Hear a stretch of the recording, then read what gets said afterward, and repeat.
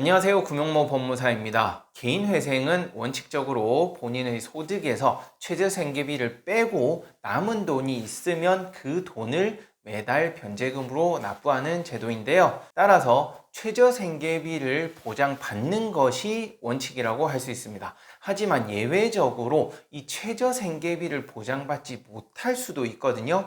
그래서 이번 시간에는 이렇게 최저생계비를 보장받지 못하는 사유에 대해서 설명드리겠습니다. 일반적으로는 최저생계비를 무조건 보장하는 것이 원칙인데요. 예외적으로 최저생계비보다 우선하는 요건이 있어요. 이 요건을 갖추기 위해서 어쩔 수 없이 최저생계비를 줄여야만 하는 그러한 일이 발생할 수 있거든요. 대표적으로 청산가치가 많이 잡히는 경우입니다.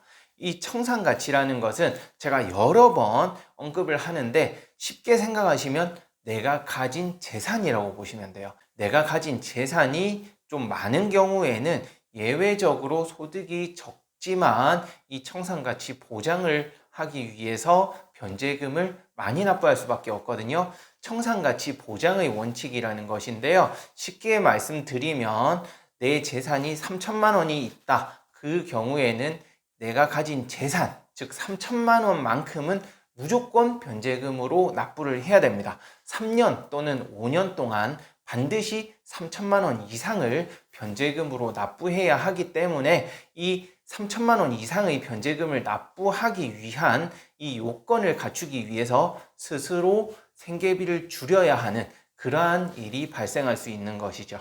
물론 소득이 어느 정도 갖추어져 있다면 최저생계비를 빼고도 충분히 3천만 원 이상의 변제금을 납부할 수 있겠지만 예외적으로 부양가족이 많거나 해서 생계비가 많이 필요한 경우 이때에는 생계비를 다 인정받고 남은 금액이 얼마 안 될 수도 있겠죠. 예를 들어 부양가족을 포함해서 2인의 생계비가 필요한 경우 2인 최저생계비는 약 207만 원 정도 되거든요.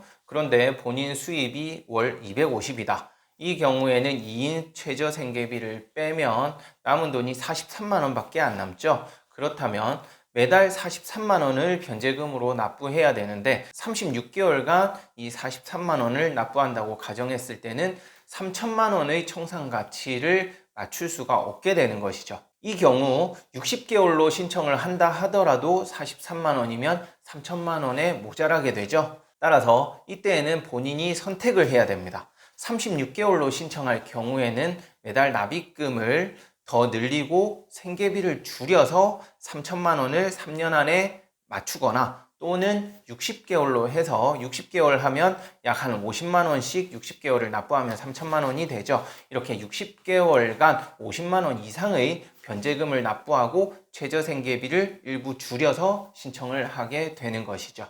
이렇듯 청산가치가 최저생계비에 우선하기 때문에 스스로 최저생계비를 줄여서 신청할 수밖에 없는 그러한 사유가 발생할 수 있고요. 또 대출금 사용처에 문제가 있을 경우에도 최저생계비가 줄어들 수 있습니다.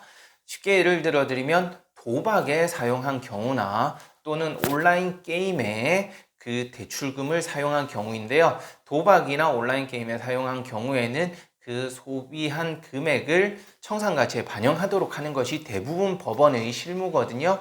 이에 의해서 도박에 사용한 채무가 많거나 또는 온라인 게임을 한 금액이 크다. 이 경우에는 예외적으로 청산가치가 추가적으로 늘어나면서 매월 변제금이 따라서 늘어나게 되고 최저생계비가 줄어드는 그런 일이 발생할 수 있는 것이죠. 네, 이번 시간에는 최저생계비를 보장받지 못하는 그러한 사유에 대해서 설명드렸는데요. 영상 보시고 또 궁금한 사항이 있으시면 언제든지 문의 주시기 바랍니다. 그리고 매주 수요일 오후 10시에 개인회생 파산에 대한 유튜브 라이브를 진행하고 있거든요. 유튜브 라이브에서는 언제든지 실시간으로 저에게 질문을 하시면 제가 바로바로 답변을 해드리고 있으니까 유튜브 라이브에도 많은 관심 부탁드리겠습니다. 끝까지 시청해 주셔서 감사하고요. 구독, 신청, 좋아요도 부탁드리겠습니다. 고맙습니다.